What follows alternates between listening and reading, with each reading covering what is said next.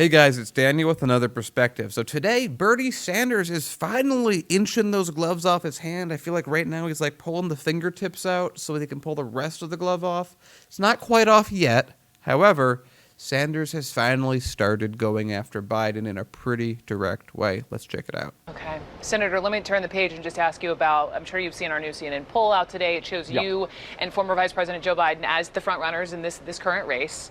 And my question to you is, will your campaign be more about the contrast that you've clearly been drawing with Biden, or will it be more focused on who can best defeat President Trump? Well, Brooke, if you had ever followed Bernie Sanders' campaign, I don't know, any time since 2016, you will know that he's issues first. That is Sanders through and through. Sanders is here because he talks about policy. It's only just like it feels like a 5%, maybe 5%, probably like a 2% input that he is using to talk about Biden, and it's taken far too long. But of course, she gets the question wrong. She's asking, are you going to go against Trump or are you going to go for Biden? Do your reporting. That's not your main. Go ahead. Well, I think both, to be honest with you. Look, in my view, Donald Trump is the most dangerous president in the modern history of this country. He's a pathological liar. He's a racist, a sexist, a homophobe, a xenophobe. This is somebody who should not be president. I will do everything I can if I'm the Democratic nominee to defeat him, and I will support, if I lose, somebody else, whether it's Joe, whether it's somebody else. We're going to defeat Donald Trump. But on the other hand, I think what I want to see in the Democratic primary is not, personal attacks or any of that stuff. What I want to see is an issue-oriented campaign. And Joe and I have very different pasts in terms of how we have voted, and very different vision for the future. And that is something that we should be discussing. For example, I voted against the war in Iraq. In fact, helped lead the opposition to what turned out to be the worst foreign policy disaster in the modern history of America. Joe voted for it. I voted against NAFTA. I voted against permanent normal trade relations with China, 2 trade agreements which cost us millions of good-paying jobs. Joe supported those agreements. I voted against the deregulation of Wall Street. Joe supported that legislation, which I think, many people agree with me, some don't, led to the Wall Street collapse of 2008. Senator, let me jump in. Okay, Brooke, let me jump in before you jump in. Sanders gives, as always, a policy-based response. Okay, I did this. This is my policy that I pushed for in the past. This is the policy that Biden pushes for in the past. Let me differentiate myself by explaining the difference of the policies. Like, Sanders isn't going, Joe touches little girls' hair and sniffs their hair and has very, very weird tendencies with leg hair. That's not Bernie's style. That might be a little bit of my style, but that's not Bernie's style. Bernie's style is to say, here's my record, here are the choices I made, here are the record and choices of Biden, and here's how they differ from me. But let's see if Brooke over here takes that line of questioning and rolls with it. Because I hear you on the contrasts, and there are a number of them, but the one thing that both of you voted for and what Joe Biden helped write is the 1994 crime bill. Even former President Bill Clinton, who signed it into law, says it went too far, right? It expanded mandatory minimums. It boosted the nation's prison population. It disproportionately impacted African Americans and Hispanics. So my question to you, Senator Sanders, is do you regret that vote? Let me get. Oh, it's an interesting line of questioning. She's asking him about something that Biden also talked about, that he has multiple times discussed, that he wishes he could have made a different mistake, and that everything that happened back then, he had a choice. He can either make a vote that, I think he said this in 2016, would either be 50% of women saying, how dare you not vote for this bill.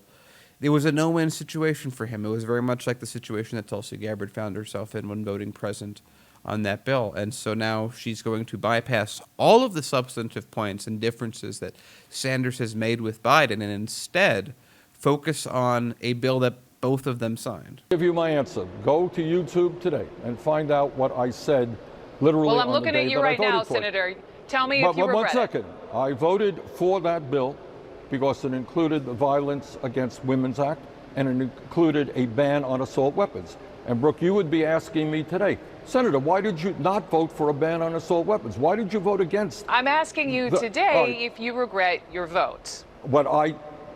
Sometimes you have legislation which includes very good stuff and very bad stuff. That legislation included very bad stuff. I had to make the choice whether I voted to ban assault weapons, something that I promised the people of Vermont I would. And I also had to vote to make sure that we had a violence against women provision in there. If you see what I said on the floor at that time, I talked about mass incarceration. I talked about capital punishment. So sometimes in the real world, in the Congress, you got big pieces of legislation that have bad stuff, and God knows that legislation had bad stuff.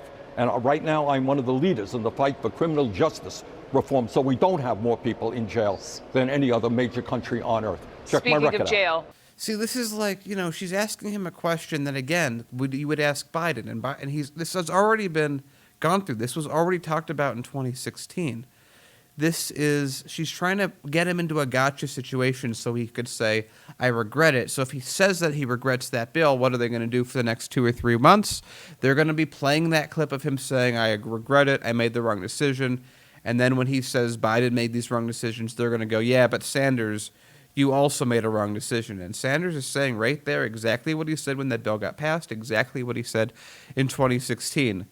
It was a mixed bill, and he had to make a choice, and he made the choice that he thought was right, and he also called out the flaws in that bill. But again, Bernie's just one guy who was constantly ignored by the Democratic Party, and we keep hearing from Nancy Pelosi that he's not a Democrat. They're acting like, for them to take this seriously, for that to make sense the way that she's framing it, Sanders would have to have the power to actually introduce and be taken seriously with introduction of legislation. But he's just one guy, and he's doing the best he can. And this is the type of questioning you ask when you don't want to talk about issues with Biden, because your network supports him thoroughly and fully. Speaking of jail, speaking of incarceration, I read your opinion piece. I mean, today Yes. you wrote this opinion piece, USA Today, everyone can go read it, on why you think felons deserve the right to vote. And you point out in the middle part through the piece that over 4.5 million Americans, disproportionately people of color, have lost their right to vote because they've served time. And so, Senator, on this issue, only 28% of Democrats or Democratic leaners say that this is very important to them, that the candidate that they support take this position. And I just wanted to ask you, why is this so important to you and your campaign? Well, Brooke, I think you know how politics works. I was asked that in a question. In fact, I didn't come up with it. It was asked the question, I gave an answer. And I think we should do what Canada does, what Israel does, what many countries around the world do. And that is to separate. If somebody commits a serious crime, they're going to go to jail. And if they're violent people, they may spend the rest of their lives. I don't even think we need to watch any more of this clip. This is exactly what we come to expect from the news. At one point, they're like, hey, how dare you do these actions that that hurt criminal justice reform, even though you called them out at the time, even though you tried to make issues and try and deal with them. But we're also going to talk about how you're doing this thing that would give felons the right to vote and bring it. There's no winning. There's no winning. There's no winning with Bernie Sanders on mainstream media, because they've picked their candidate. Their money has picked their candidate. They're for Joe Biden, and they're going to do what they can to stop Sanders, even though I believe it's too late. Guys, I'll see you next time.